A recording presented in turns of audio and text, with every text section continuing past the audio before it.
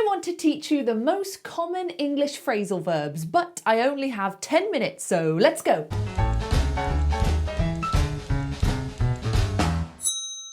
Get up, to rise from bed after sleeping, or to just rise from a lying or sitting position. Ugh, I have to get up at 5 a.m. tomorrow. Work out. This can be physical, meaning you are exercising just for yourself to build your fitness. You're not competing or playing a sport or playing a game. You're just working out.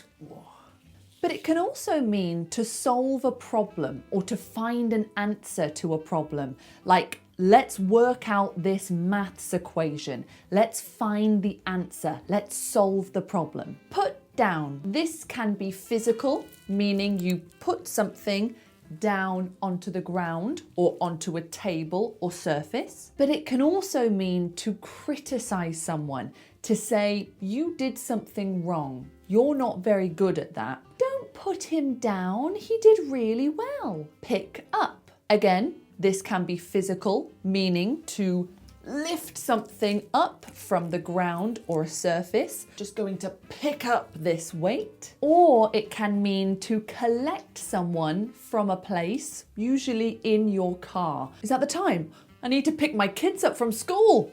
Calm down, to stop being stressed or angry, to relax, to return to a peaceful mental state. You need to calm down. Look up.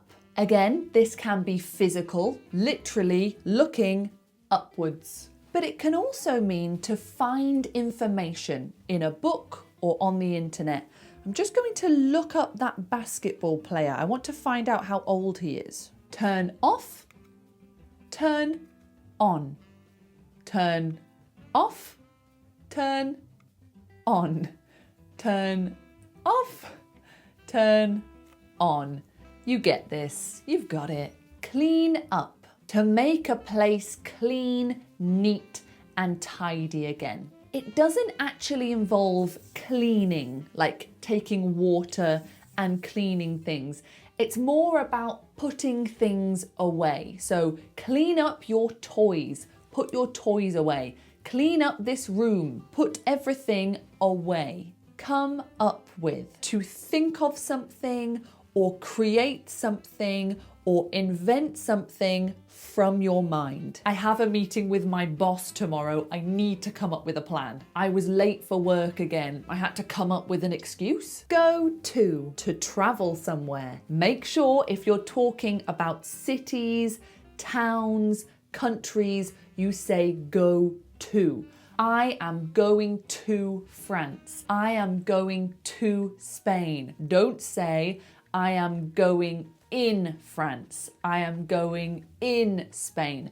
Make sure with cities, countries, towns, destinations, you go to the place. You can use go in if you are entering a building or entering an enclosed space. I think I'm going to go in the temple. Do you want to come? I went in the museum because it was free. Find out, to discover something that was previously unknown. I need to find out who did this. I was trying to keep the party a surprise, but he found out. Meet up. This is a more casual way of saying to meet someone that you already know. Maybe a friend, a family member. If you meet up with them, you connect, you go to a cafe, go to a restaurant, you talk to each other, you catch up with each other. Hey, I haven't seen you in ages. We should meet up soon. Get on with. This can mean to have a good relationship with somebody. You don't argue, you have a nice relationship. I get on with my boss. I get on with my sister. I get on with my cousins, but I don't get on with my uncle. But it can also mean to continue something you were already doing. Hi, how are you? I just need to get on with this work. I'm really sorry. Give up. This means to stop trying to do a task. I've been trying to learn how to play the piano, but it's too hard. I give up. I am not going to try anymore. I am giving up. But it can also mean to quit doing something that is bad for you, like smoking or drinking. I think I'm going to give up smoking. My doctor told me to give up drinking. Come across. Again, this can be physical and non-physical. So the physical way of using come across is to find something unexpectedly. I was walking in the park and I came across this lost dog.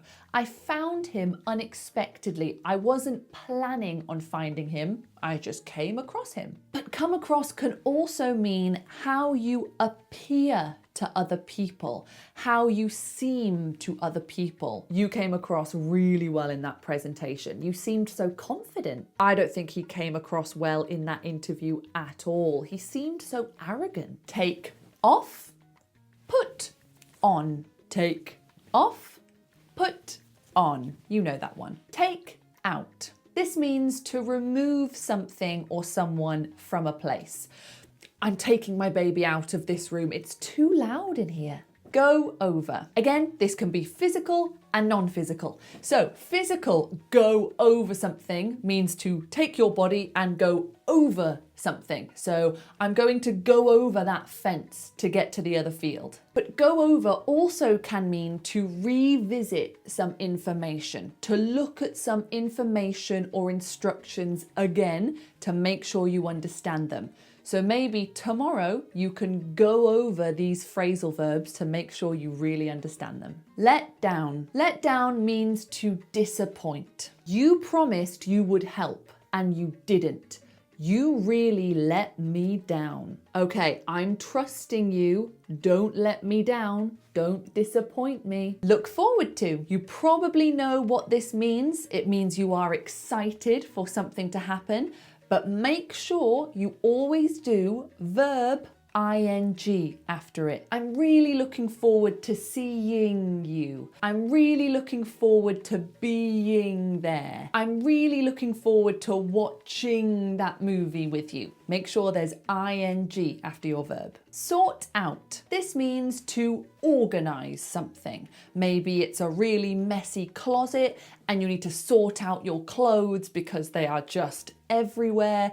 Maybe it's a big problem at work. There's a big messy problem at work and you need to sort it out. You need to organize everybody. You need to organize the mess. And there you are. Thank you so much for watching this video. If you enjoyed it, please give it a like. Make sure you subscribe as well and click that little bell because then you'll get notifications every time we post.